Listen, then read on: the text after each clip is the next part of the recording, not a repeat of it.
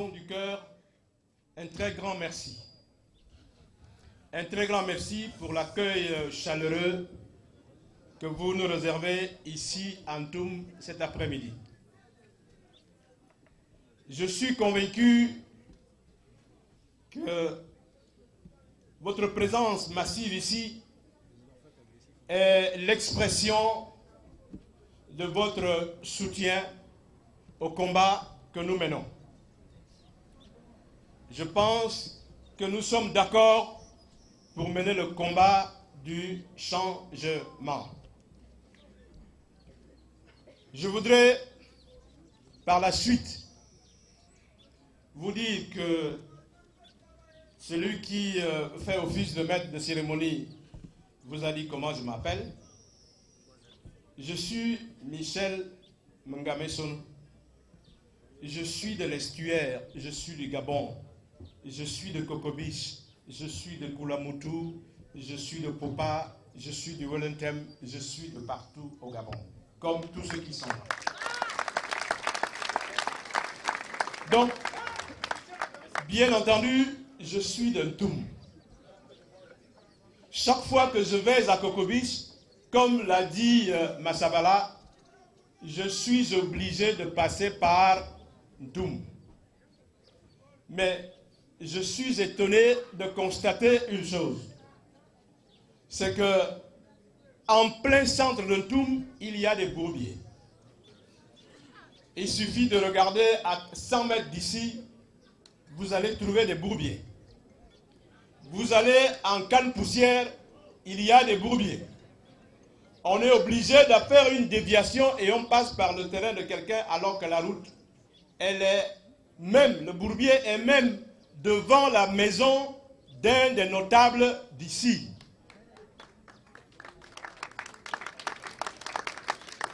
Alors, je me demande comment ils sont, ces gens-là.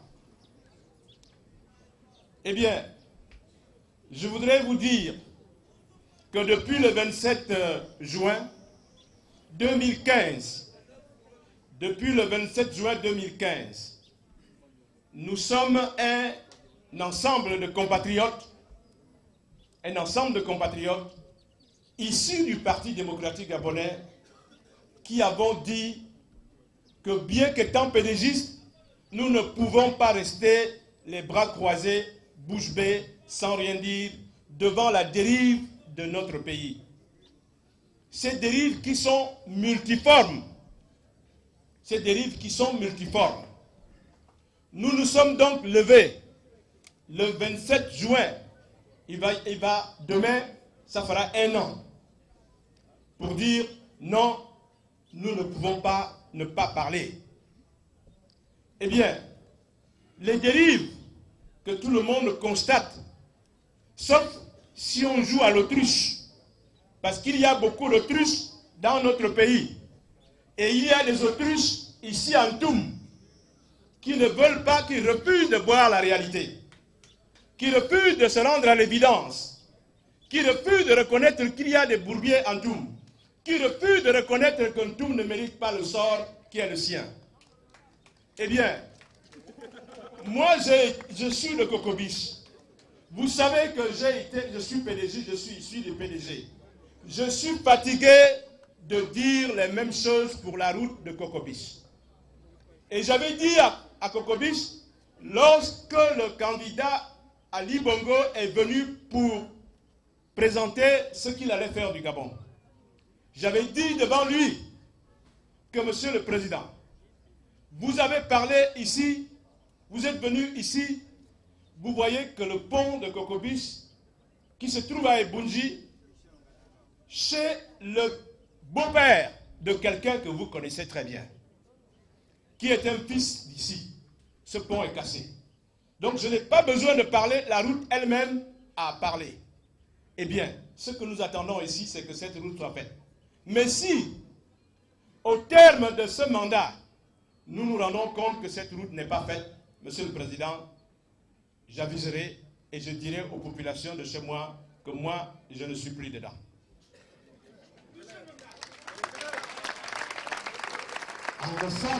Sous applaudissements. Eh bien, Nous l'avons dit, je l'ai dit en même temps que les autres frères que monsieur le candidat aura le loisir de vous présenter. Je voudrais dire qu'en nous élevant contre tout cela, il a fallu faire preuve de beaucoup de courage. Il a même fallu faire, je vais même dire, de témérité, parce que nous avons couru des risques, parce qu'un pouvoir est un pouvoir. Il a tout, il a l'armée, il a tout, il a l'argent, mais nous avons fait fi de tout cela. Eh bien, nous voulons vous dire que nous, les membres d'Héritage et Modernité, chers frères et sœurs, chers compatriotes, nous n'avons pas pris les responsabilités et les risques que nous avons pris pour des problèmes individuels, pour des problèmes existentiels liés aux individus que nous sommes. Nous l'avons fait pour le Gabon, parce que le Gabon est notre pays, nous n'en avons pas un autre en échange. Il faut que cela soit bien compris. Nous ne cherchons pas à être députés. Il y en a qui ont démissionné, vous le savez. 9 députés de notre groupe ont démissionné. C'est une situation inédite au Gabon. Nous pensons que c'est une preuve suffisante pour que vous sachiez que ce que nous faisons, ce n'est pas pour nous que nous le faisons, c'est pour le Gabon que nous le faisons. Parce qu'on ne peut pas comprendre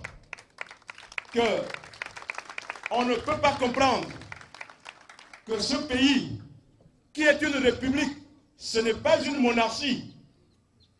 Quand on regarde les gens se comporter, notamment celui qui est à la tête de ce pays, il croit qu'il est allé à la chasse et puis qu'il a tué le Gabon et qu'il doit manger les plus grands morceaux. Mais le Gabon n'est pas une monarchie. Le Gabon, c'est une république. Le Gabon, c'est un patrimoine que Dieu nous a donné. Tous les enfants, toutes les filles, tous les fils de ce pays doivent profiter de la richesse de ce pays. Bien sûr, chacun là où il se trouve. Tout le monde ne mange pas la même chose. Tout le monde ne vit pas dans les mêmes maisons. Tout le monde ne circule pas dans les mêmes voitures. Mais chacun a besoin de vivre tranquille et de vivre sans courber la tête.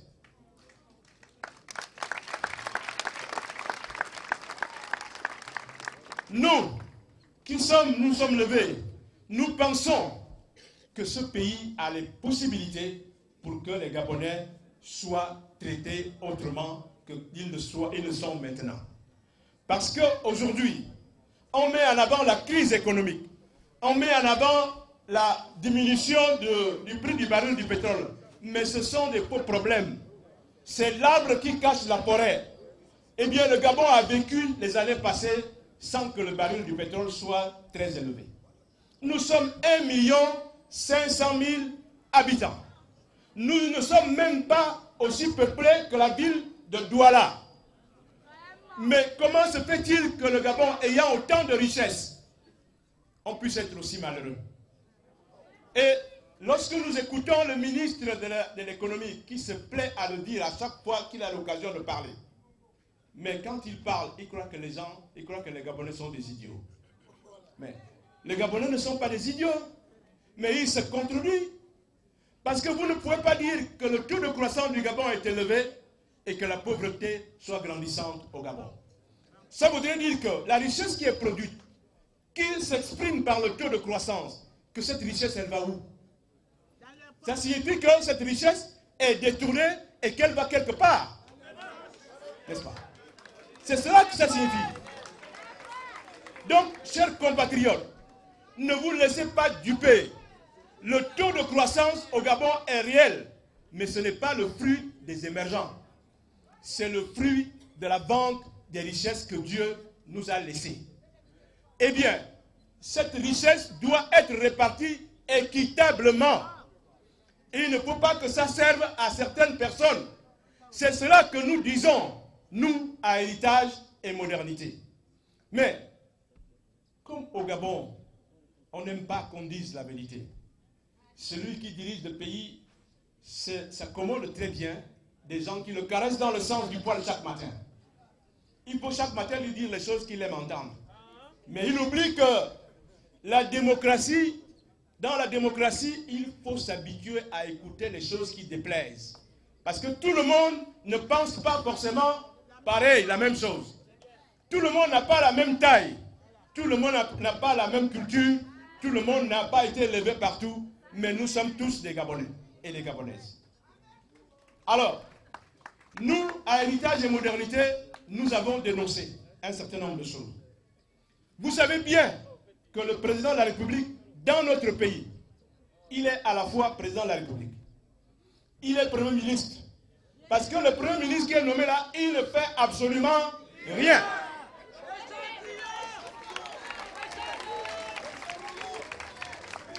Les ministres, encore moins. Être ministre aujourd'hui, c'est, je ne sais pas à quoi ils servent. Peut-être parce qu'ils ont les gardes du corps ou parce qu'ils ont les gyrophares. Mais un ministre n'est pas fait pour ça. Les ministres ne sont même pas capables de régler les problèmes de leur département. Parce que le ministère se situe à la présidence de la République. Eh bien, nous ne pouvons pas comprendre cela. Les agences ont été créées pour justement vider les départements ministériels de leur contenu, pour que tout se passe à la présidence. Eh bien, nous avons dénoncé cela, ce que nous avons appelé la mauvaise gouvernance. Nous avons dit que le Parti démocratique gabonais, que nous avons hérité de Omar Bongo Ondimba, que ce parti avait perdu la main sur les militants et qu'il faut faire un congrès pour remettre le parti à plat afin de préparer les élections présidentielles. Mais quelle n'a pas été notre surprise qu'après que nous ayons dit cela, eh bien un beau jour, on nous annonce que nous sommes exclus du Parti démocratique gabonais. Eh bien, on a pris acte. Eh bien, puisque vous nous avez exclus, parce que nous avons osé dire ce que nous pensons, nous disons, ok, nous n'allons pas reculer. Nous allons donc, par conséquent, avancer. Puisque nos idées sont partagées par l'immense majorité de la population gabonaise. Nous en sommes convaincus. Nous en sommes convaincus parce que vous qui êtes là, si vous n'étiez pas convaincus de cela, vous ne seriez pas là. Bien sûr qu'il y a quelques espions qu'on a envoyés pour venir écouter ce qu'on dit. Mais que ces espions-là sachent que, de toute façon, demain, on va régler leur compte. Parce que, si nous applaudissons, donc, puisque nous sommes d'accord, puisque vous partagez ce que nous défendons comme idée, nous nous sommes dit, eh bien, on ne va pas reculer. Et que, étant donné que le Gabon est engagé dans un processus électoral, nous allons participer à l'élection présidentielle le 27 août. Il nous fallait donc voir comment faire. Eh bien, nous avons choisi l'attitude qui consiste à dire, eh bien, on va soutenir un Gabonais qui remplit les conditions. Nous avons dessiné un portrait du candidat ou du futur, mieux, président que le Gabon doit avoir en 2016. Eh bien, nous avons fait ce dessin, ce portrait robot. Nous avons regardé toutes les candidatures qui se sont manifestées jusqu'à présent pour voir quel est le candidat qui correspond au profil que nous avons dessiné. Eh bien, nous nous sommes rendus compte que la personne qui correspond à ce profil, c'est lequel? Il faut un homme sage. Parce qu'il ne faut pas que ce soit quelqu'un qui, n'est-ce pas, soit bourbourou. Applaudissez. Nous avons dit qu'il faut quelqu'un ayant une certaine expérience. Et mieux, une expérience certaine. Eh bien, nous avons dit qu'il faut quelqu'un qui a une capacité d'écoute. C'est-à-dire qui écoute les citoyens, ses compatriotes, qui entendent ce qu'ils disent, qui entendent leurs lamentations, leurs plaintes, leurs souffrances. Nous avons dit qu'il faut quelqu'un, n'est-ce pas, qui a du charisme, qui peut parler aux gens en utilisant les termes simples et que les gens écoutent. Eh bien, on n'a pas trouvé mieux. on n'a pas trouvé mieux. Et vous-même, vous regardez. Regardez bien. Il y a des candidats. Tous sont des compatriotes, n'est-ce pas? Ce sont des frères. Peut-être qu'il y aura des sœurs, n'est-ce pas? Mais celui que nous avons choisi est un oiseau.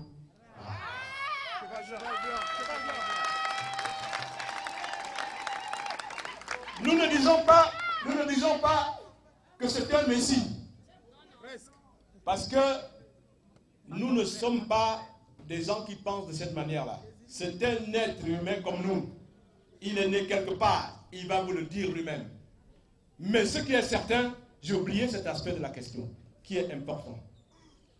Nous avons dit qu'il faut que ce soit un Gabonais de souche.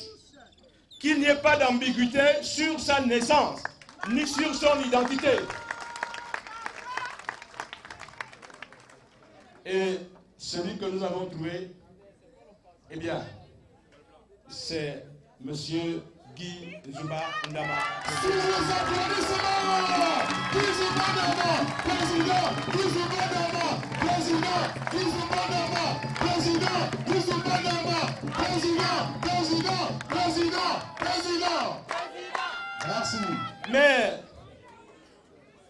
eh bien, chers compatriotes, comme on dit ceci, hein, vous savez, il y a un frère qui, au cours d'une des manifestations à l'esplanade de Njorere, parce que quand on chante l'hymne de notre pays, nous avait invité à méditer sur les paroles que nous prononçons, comme on vient de le faire là. Il y a un refrain qu'il y a dans l'hymne de notre pays. Une aurore se lève, qui encourage nos ardeurs, n'est-ce pas? Qui vibre et nous soulève. Eh bien, cette aurore-là n'est pas loin.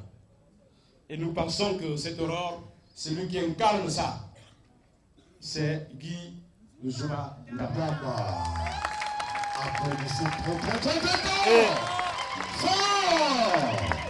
je termine là-dessus, parce que je voudrais laisser à César ce qui est à César. Mais je termine en disant, en rappelant ce que Victor Hugo a dit. Il n'y a rien de plus fort qu'une idée dont le temps est venu. Le temps de la libération du Gabon est arrivé. Eh bien, quelles que soient les armes que vous puissiez avoir, la libération se fera. Parce que l'heure a sonné. Et l'heure a sonné avec Guy Nzuba Ndama, que je vous prie d'applaudir très fort. Merci beaucoup. Merci, très fort. Nous invitons tout de suite le groupe Mokoko Mouyama pour 3 minutes de prestation.